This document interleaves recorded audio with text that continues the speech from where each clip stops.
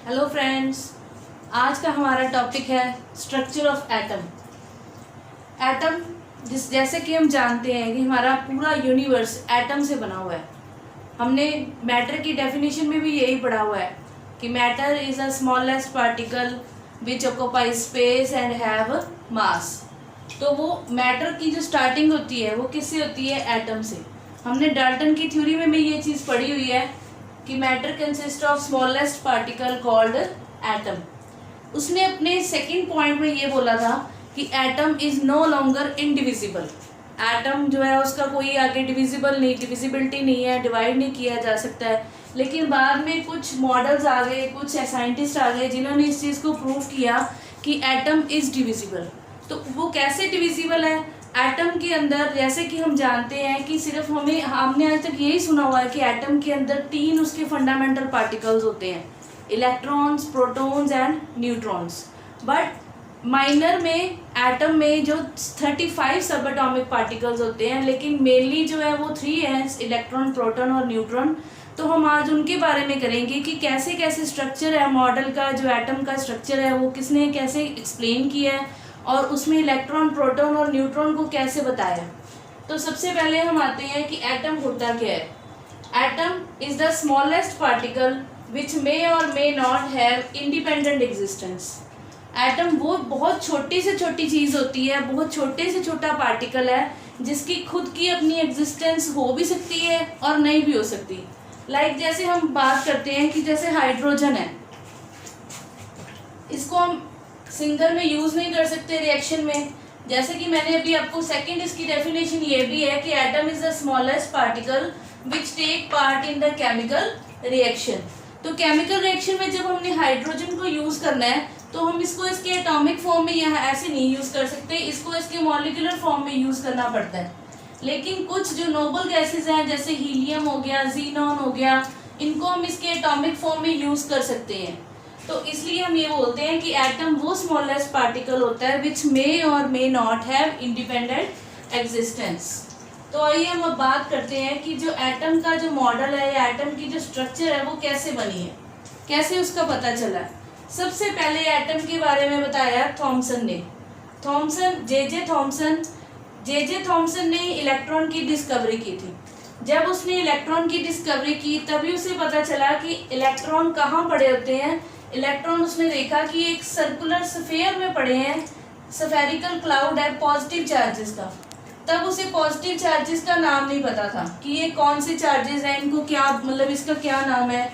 उसने इलेक्ट्रॉन की डिस्कवरी की और उसने ये बताया कि जो एटम है उसके अंदर एक स्फेरिकल शेप में होता है एटम, उसके अंदर पॉजिटिव चार्ज हैं और उसके अंदर इलेक्ट्रॉन जो है वो एम्बेडेड है। Atom is composed of electrons embedded in the sphere of positive charges। तो उसने इस मॉडल को थॉमसन ने अपने एटम के इस मॉडल को उसने अपने प्लम पुडिंग मॉडल और वाटरमेलन मॉडल के साथ भी कंपेयर किया।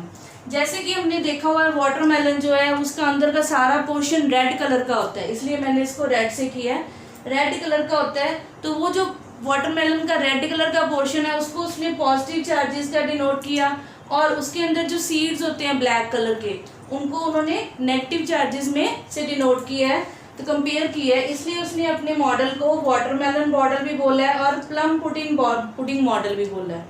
जैसे कि हम प्लम पुडिंग, जैसे हम कोई पुडिंग बनाते हैं तो उसमें हम पुडिंग होती है उसको उसने पॉजिटिव चार्जेस से कंपेयर कर दिया, और जो उसमें हम ड्राई फ्रूट्स और चेरी और जो भी उसको डेकोरेट करने के लिए उसमें डालते हैं उसको उसने नेगेटिव चार्जेस से कंपेयर कर दिया। इस तरह से थॉमसन ने अपने मॉडल को काफ़ी, जैसे रेजिंग पुडिंग मॉडल हो गया, प्लम पुडिंग मॉडल हो गया, वाटरमेलन मॉडल हो गया, उसके साथ कंपेयर किया। अब आइए हम बात करते हैं सेकंड साइंटिस्ट के बारे में, रदरफोर्ड ने, थॉमसन ने सिर्फ इलेक्ट्रॉन के बारे में बताया और ये बताया कि एटम जो है वो स्फेरिकल इन शेप है। रदरफोर्ड आया जब उसने क्या किया, उसने पूरा एटम के पूरी स्ट्रक्चर को एक्सप्लेन तो किया लेकिन उसकी कुछ लिमिटेशंस भी है। अब इस रदरफोर्ड मॉडल में उसने क्या बताया, सबसे पहले उसने ये बोला कि जो पॉजिटिव चार्ज है, जो इसने नहीं बताया था कि इसने ये बोला था कि पॉजिटिव चार्ज जो है वो ऐसे पॉजिटिव चार्ज ऐसे स्प्रेडेड है पूरे एटम में, लेकिन इसने बताया कि जो पॉजिटिव चार्ज है वो कंसंट्रेट होता है, मतलब एक जगह पे इकट्ठा होता है एट द सेंटर, एटम के सेंटर पोर्शन में, जिसको हम क्या बोलते हैं, न्यूक्लियस। क्योंकि रदरफोर्ड ने ही न्यूक्लियस की डिस्कवरी की थी। जैसे थॉमसन ने इलेक्ट्रॉन की डिस्कवरी की और उसने अपने मॉडल में इलेक्ट्रॉन को ज़्यादा एक्सप्लेन किया है, उसी तरह रदरफोर्ड ने न्यूक्लियस की डिस्कवरी की है। न्यूक्लियस का जो रदरफोर्ड का स्कैटरिंग एक्सपेरिमेंट है, उससे इसने न्यूक्लियस की डिस्कवरी की है, तो वो हम बाद में डिस्कस करेंगे। तो ये रदरफोर्ड के मॉडल में उसने न्यूक्लियस की डिस्कवरी की रदरफोर्ड ने, तो उसने ये बताया कि जो पॉजिटिव चार्ज होता है वो इकट्ठा पड़ा होता है सेंटर में, और सेंटर में कहाँ पड़ा होता है, न्यूक्लियस में। सेकेंड पॉइंट उसने बोला कि इलेक्ट्रॉन जो है वो रिवॉल्व कर रहे होते हैं न्यूक्लियस में, न्यूक्लियस के अराउंड इलेक्ट्रॉन्स कॉन्टिन्यूसली रिवॉल्व कर रहे हैं। थर्ड है एटम इज इलेक्ट्रिकली न्यूट्रल। ये बहुत इंपॉर्टेंट पॉइंट है कि एटम हमेशा न्यूट्रल होता है। इसका क्या मतलब हुआ कि जितने इसमें पॉजिटिव चार्जेस हैं उतने ही इसमें नेगेटिव चार्ज इलेक्ट्रॉन्स है। अब पॉजिटिव चार्ज और इलेक्ट्रॉन्स जो है, मतलब अगर सेम बैलेंस नंबर होगा इनका, तभी एटम क्या होगा, न्यूट्रल होगा। Fourth one is the size of nucleus is very small as compare to the atom. Atom के कंपैरेटिवली, पूरे एटम के कंपैरेटिवली जो न्यूक्लियस है सेंटर में, उसका साइज बहुत ज़्यादा छोटा होता है। तो ये है हमारा रदरफोर्ड मॉडल। अब हम आते हैं नील बोहर पे। नील बोहर जो साइंटिस्ट था, उसने 1913 में ये बोहर का मॉडल दिया है, बोहर मॉडल उसने अपना दिया। नील बोहर ने पूरी तरह से इसको एक्सप्लेन किया, जो भी इसकी लिमिटेशंस थी, इसकी स्टेबिलिटी के बारे में इसने नहीं बताया था, या इसकी इलेक्ट्रॉन की जो सिमेट्री है, कैसे रिवॉल्व करते हैं, उसके बारे में इसने नहीं बताया था। वो सभी लिमिटेशंस इसने कंप्लीट कर दी हैं। तो जो नील बोहर है उसने बताया, सबसे पहले वही पॉइंट है उसका सेम रदरफोर्ड वाला, कि atom consist of positively charged nucleus, nucleus में उसकी पॉजिटिव चार्ज है, surrounded by negatively charged electrons. ठीक है, तो ये क्या है कि इलेक्ट्रॉन से इसको सराउंड हुए वो।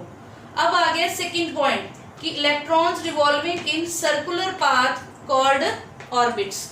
इलेक्ट्रॉन्स, जैसे हमने बताया कि इलेक्ट्रॉन जो है वो रिवॉल्व कर रहे हैं, रिवॉल्व कैसे कर रहे हैं, किस शेप में कर रहे हैं, तो वो कर रहे हैं सर्कुलर पाथ्स में। और उस सर्कुलर पाथ को क्या नाम दिया उन्होंने, ऑर्बिट्स या शेल्स।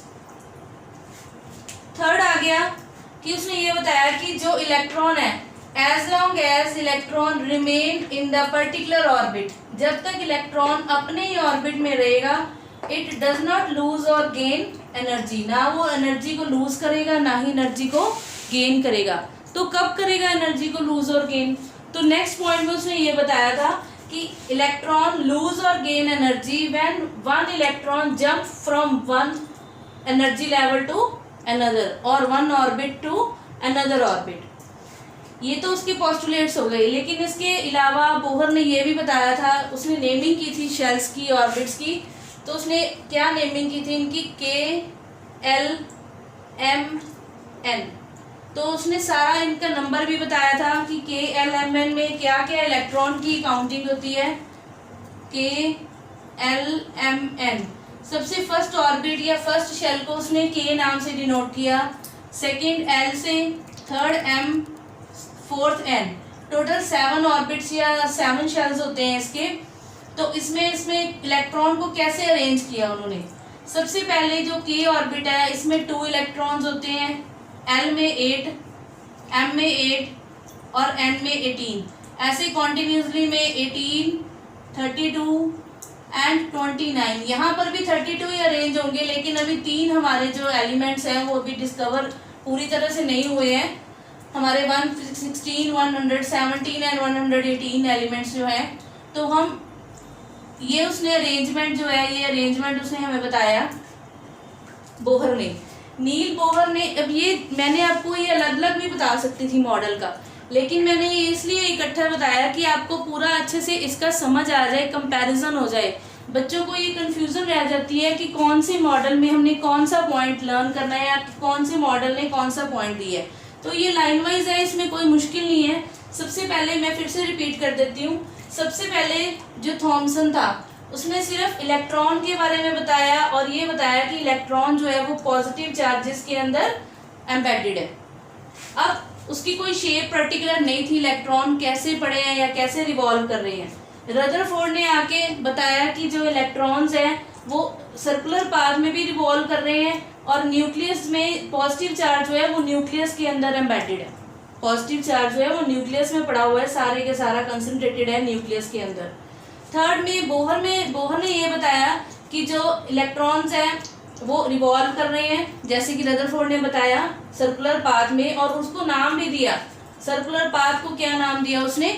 ऑर्बिट्स। अब सेकेंड में उसने ये बताया कि ये जो सर्कुलर पाथ है इसको इसने डिनोट किया है KLMN शेल्स के साथ।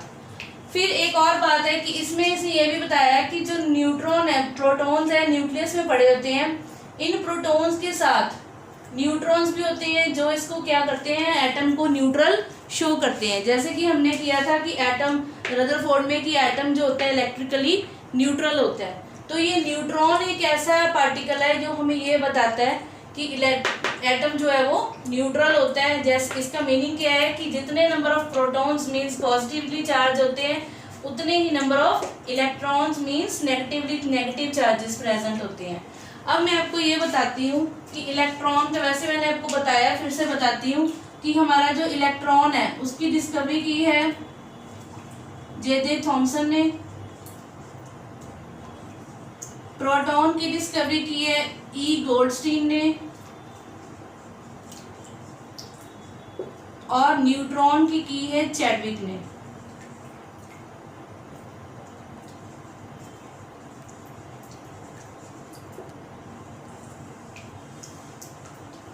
ये भी जो है हमारा ये टेस्ट पॉइंट ऑफ व्यू से बहुत इंपॉर्टेंट टॉपिक है कि किसकी डिस्कवरी किसने की है। अब हमें ये भी पता चल जाता है कि जो मॉडल्स हैं वो स्टार्टिंग में सबसे पहले आया बोहर थॉमसन मॉडल, सेकंड आ गया रदरफोर्ड मॉडल, थर्ड है बोहर्स मॉडल। अब इस कंपैरिजन के बाद मैं पूरी तरह से श्योर हूँ कि आपको इसमें कोई भी कंफ्यूजन नहीं होगी। तो आज का हमारा वीडियो यहाँ पर ख़त्म होता है। Thank you very much. मिलते हैं नेक्स्ट वीडियो में।